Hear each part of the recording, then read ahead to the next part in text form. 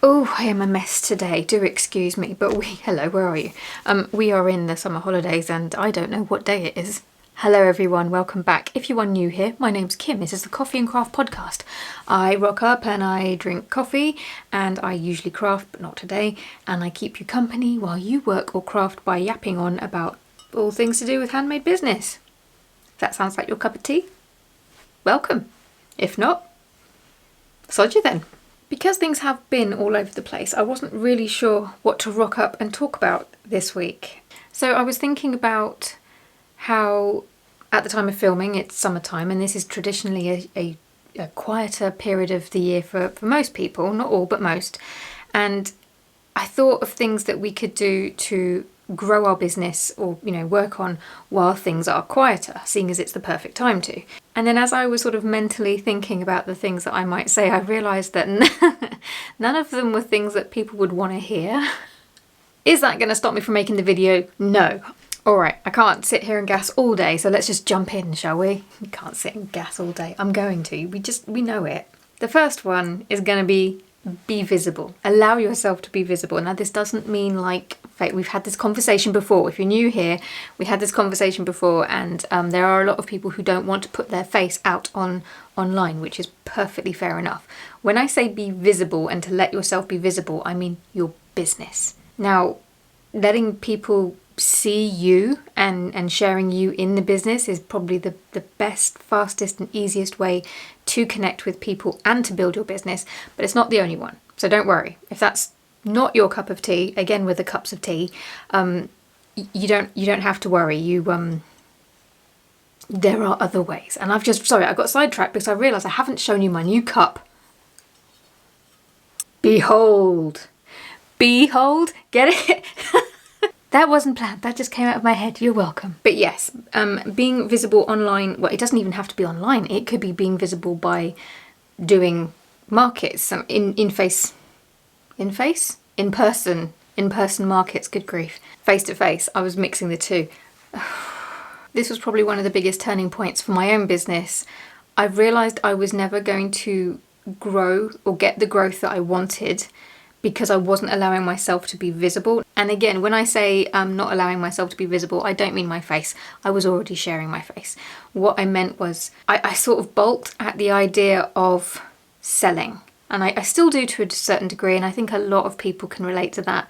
But I decided that I needed to lean into that. I needed to allow myself to be seen. I needed to allow myself to talk about my work and, God forbid, promote it because, I am a business and that's what you're supposed to do. And every time I looked at other people's businesses, every single time they promoted something or sold something, not once was I kind of, how dare you?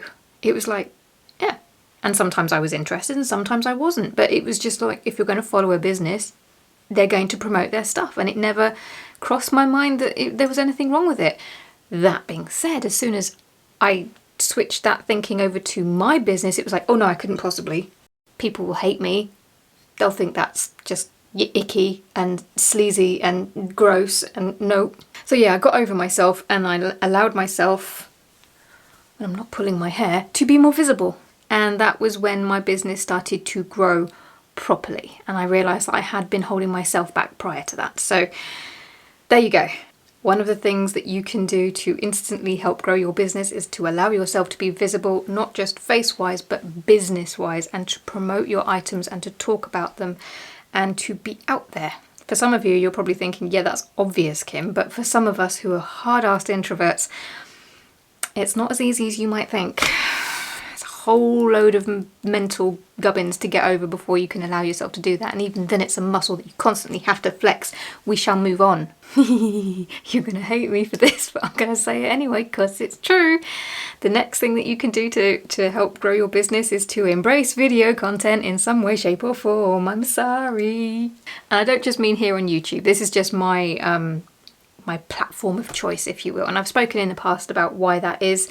You get something back for the time that you put in, I personally believe. Whereas I think with other platforms, it feels a little bit more harder to build, and it feels a bit more like, what's the thing that we were also scared of as kids but have never needed to worry about as adults?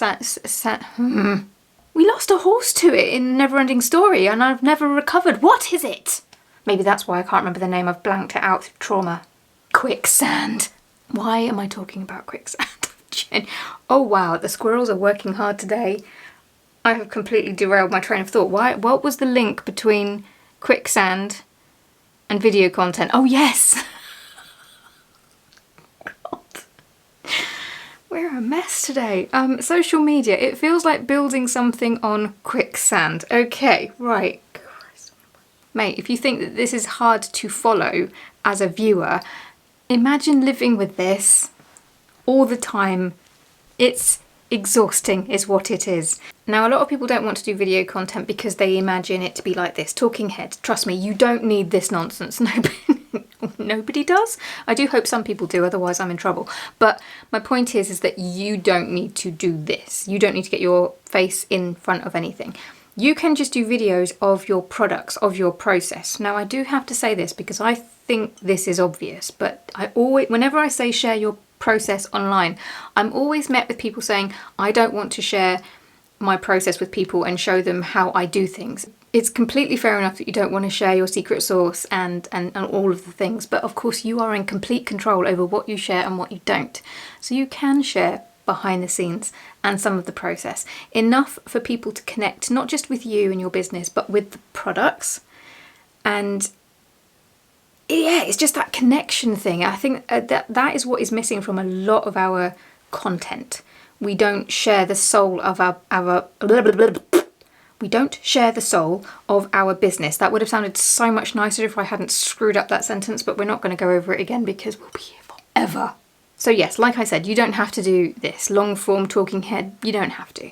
You don't have to get in the videos. I got started with stories on Instagram, which I think is a brilliant way to get started with video content if you're not used to it, because nobody expects huge production quality on stories. They want the gritty behind the scenes, and it disappears within 24 hours. It can be front facing, forward facing. It doesn't even have to be video. It can be images with text. I do that a lot, especially on days like today when my kid is home and I feel a bit weird doing the talky thing. It's a great way to get started with it. But yes, that would be my next thing, video content. Videos just don't come in any one shape or form. They are as creative as you make them, and you are limited by only your imagination. So video, sorry. And number 3, I think I'm a perfect example of this. Don't take yourself too seriously. And when I say yourself, I mean yourself, your business, your products, all of it. Our businesses, sometimes we can hold on to them too tightly. Our products, our art, we can make something, and as we're making it, it's like the most important thing to us. And letting it go is the hardest thing, because as soon as you're letting something go, like a piece of art or a piece of work, you are completely out of control over what happens to it. We need to not worry so much about making mistakes. I've talked about this in the past. I genuinely think that we need to embrace mistakes. If you're more curious and creative and you're willing to make mistakes, you're going to achieve more and grow more as a result. I genuinely believe this. If you are human, you make mistakes, and I feel like it's probably one of the biggest disservices that we do to ourselves to take away that permission. And I wrote here, laugh at yourself. Well, I'm a pro at that. Okay, I'm really just way too caffeinated apparently today, and the light has gone dark. It's gonna rain again because, you know, it's July. Why wouldn't I be wearing all of this? Before I shoot off, if you are interested, I have worked with a lovely lady called Jeanne who recently translated one of my videos into French. I'll pop the video that she translated here, so if you'd like to watch it with French subtitles, you can. And I'll pop her website below in the description box as well. So Jeanne, if you're watching, thank you so much for that. That was very, very kind of you. And as for the rest of you, I will see you again for more nonsense shortly. Ta-ra.